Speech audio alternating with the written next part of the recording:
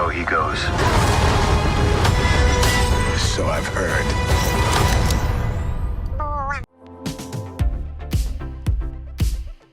Welcome to Screen Crush. I'm Ryan Airy. We finally got a trailer for Season 2 of The Mandalorian, and I'm here to break down all of the Easter eggs, references, and things that you might have missed. The trailer begins with a tracking shot over a moon as a planet comes into view. We see Din Djarin's ship, the Razor Crest, and it is beat to hell. There's a failing engine and the back hatch is flapping open like a busted up Geo Metro.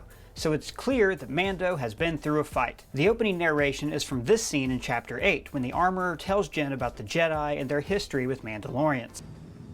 The songs of eons past tell of battles between Mandalore the Great and an order of sorcerers called Jedi. So this is laying out the mission statement for this season. Jin is trying to track down the Jedi, or at least any remnants of them. Now you might be wondering, why doesn't he just roll up to the New Republic, ask for the famous Jedi Luke Skywalker, and drop off the child? Well, remember, the galaxy at large still thinks the Jedi betrayed the Republic and started the Clone Wars. I'm sure you have your problems up there with the Jedi running around, starting wars. And many people are cynical and don't even believe in the Force. I've never seen anything to make me believe there's one all-powerful force controlling everything. There's no mystical energy field controls my destiny. So, as far as most of the galaxy is concerned, the Jedi are extinct. Luke's fight with Vader and the Emperor and the existence of the Sith, none of that is common knowledge. So Mando is going to be tracking down any clues about the Jedi, which is going to take us to several familiar planets. Now, we get a look at several planets in this trailer. The opening one has a lot of cloud cover, matching this one from later, when the Razor Crest is running hot into the atmosphere. So I'm betting this is the ice planet that we see later on. I got a couple theories about what planet this is that I'll get to in a minute. Notice the score in this trailer incorporates a didgeridoo. Last season, composer Ludwig Göransson used a variety of instruments to create the score, ranging from ancient, like the pan flute, to modern, like the electric guitar. It's cool to see that as the show broadens its scope, so is the score. Now, Mando is on the outskirts of a village, which is surrounded by other villages. I don't think this is Tatooine. These buildings look too advanced. But I did have a thought here. What if this is Lothal? This Outer Rim planet is the homeworld of Ezra Bridger from Star Wars Rebels. Again, Mando is tracking down the Jedi. And in the early years of the Rebellion, Lothal was frequented by a former Padawan, Kanan Jarrus, and his pupil, Ezra Bridger. Plus, there was a Jedi temple buried on Lothal. Would you like it if this planet was Lothal? Let me know down in the comments. Now, here's a cool detail you might have missed. In the corner, two bright glowing eyes suddenly pop up and watch Mando. This is likely a Jawa, who, as we saw last season, have settled on a variety of planets and not just Tatooine. The next shot is definitely Tatooine, as we see a Tusken Raider riding on his bantha. Now, these have been around since A New Hope, but the originals were actually just elephants covered in fur. Now, this one has a mouth that looks fully articulated. That's something we haven't really seen in Star Wars before. So why is Mando on Tatooine? Because, again, he's trying to track down the Jedi. And a few years earlier, an old man dressed exactly like a Jedi ignited a lightsaber in a bar fight. This definitely looks like Beggar's Canyon, which is near the Dune Sea where Obi-Wan lived. Mando might even uncover Old Ben's home from A New Hope. Now, in the comics, shortly after the Battle of Yavin, Luke returned to Obi-Wan's house to look for some kind of Jedi user manual. There he met Boba Fett, who was hired by Darth Vader to track down Luke. So, why do we care? Because it's rumored that Temuera Morrison is returning this season as an older Boba Fett who survived the Sarlacc pit. So he could guide Mando to Obi-Wan's home, one Mandalorian doing a solid for another. Now, if you remember, last season's episode on Tatooine ended with something of a cliffhanger.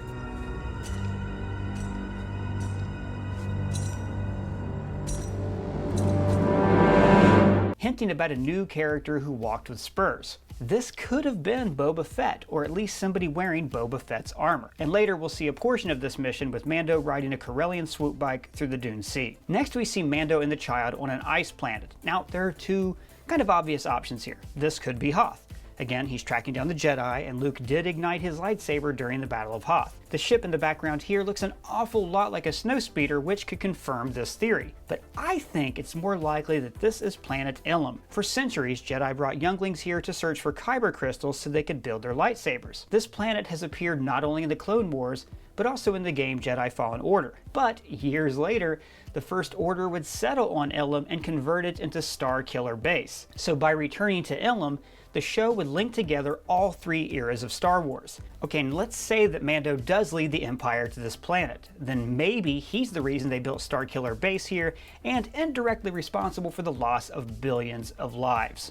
And later in the trailer, they walk down an ice canyon with some sort of chamber in the distance. This seems much more like the Jedi Temple on Ilum than the Rebel base on Hoth. And this canyon reminds me an awful lot of the giant trench in Starkiller Base. A large part of this trailer seems to take place on Mon Calamari. This is the home planet of Akbar that got a brief mention in Season 1. I can do calamari flan.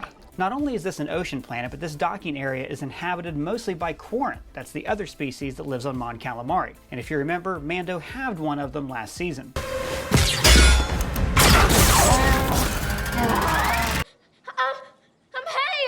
However, there's also a couple Mon Calamari here, and I love this little detail in this costume design. An alien is walking with a water tank on their back, maybe to help them breathe, or maybe it's hauling some sort of cargo or food.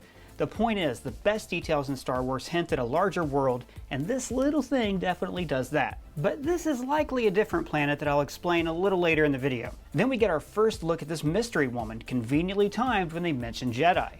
Tell of battles between Mandalore the Great and an order of sorcerers called Jedi.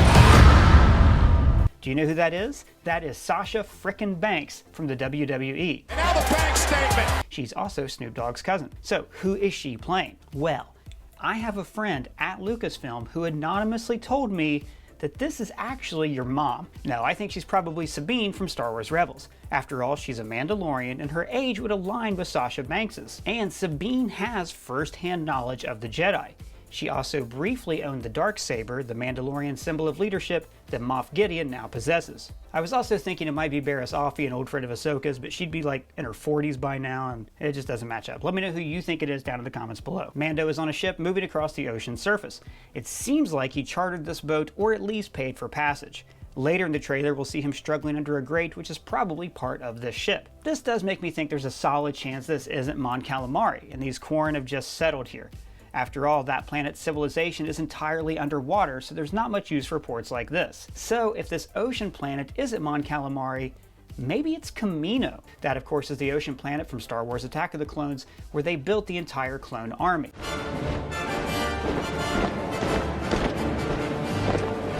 Kamino definitely has a connection to the Mandalorians because of Jango Fett. I'm just a simple man trying to make my way in the universe. But also the doctor who was working on Baby Yoda in the first season had a patch on his arm exactly like the Kaminoan symbol. So this could be part of a quest to trace where Baby Yoda came from. Maybe he's a clone, or maybe he was just genetically engineered. I don't think it was engineered.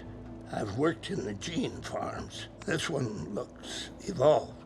The next shot is of the Razor Crest being greeted by two New Republic X-Wings, which seem friendly at first, but then S-foils lock into attack position. Now Mando's a good pilot, but his ship is no match for these fighters. So they could have caused the damage that we see earlier in the trailer. There's a brief shot of Cara Dune and Greef Karga still operating on Navarro. It also looks like the Imperials have maintained a presence there with this TIE fighter landing zone. Notice these are the same kind of landing ties that Moff Gideon used last season. Now this shot is interesting of stormtroopers running down a hallway. I doubt this is an Imperial ship because the Empire would have lost most or all of their capital ships by this point. After the Battle of Jakku, their remaining forces fled to the unknown regions of the galaxy and became the First Order. So now you have a reverse of the original trilogy, where the rebels were the small force being pursued by the Empire. Now it's the Imperial troops who are scattered and on the run. Then these scout troopers ride speeder bikes into a canyon on what I think is the 6th planet of the trailer, along with the Ice Planet, Lothal, Tatooine, Navarro, and the Ocean Planet. So notice as they fly off this landing, there are dead stormtroopers everywhere, meaning they're chasing someone. And that's probably Mando because we see him take off into this canyon a couple of shots later. This is our assistant manager, Doug. He's technically my boss, and he actually had an Easter egg that he noticed. Doug, what was that again? Let me know if you think Doug is reaching down in the comments below. That alarm is an old Star Wars sound effect that's standard on Imperial ships. So this is back on the planet that I theorized is Lothal. We see Mando shooting down someone who has been tied up, and get a look at this graffiti that seems to feature an original clone trooper helmet. And this looks an awful lot like C-3PO. The last sequence takes place in an underground fighting ring with two Gamorreans fighting. These are Jabba's guards in Return of the Jedi, except now we actually get to see them fight and not just get choked. Mando is talking to a new character named Gor Koresh, who tells him, "Wherever I go, he goes. So I've heard." So who is this guy? Well, he appears to be in charge, or at least well guarded in this arena. He's also an Abyssian, one of the species in the Mos Eisley Cantina. He's probably some kind of gangster. But notice these hexagons on his chest and arm. Now this symbol doesn't match any Star Wars sect that I know of, but hexagons are always a sign of the bad guys. The Separatists, the First Order, and Sith cultists all had hexagon symbols. So I'm wondering if he's part of a group that's kind of a proto-First Order. The first groups of people who longed for the old days of the Empire, who started to form an underground movement that would become the First Order. The novel Bloodline confirmed that the First Order was initially funded through criminal syndicates. This could also explain why these hexagons are blank. This organization has the shape of evil without all the details filled in yet. Mando ignites the whistling birds from Chapter 3, and I love Baby Yoda's reaction because he's seen the damage these things can do.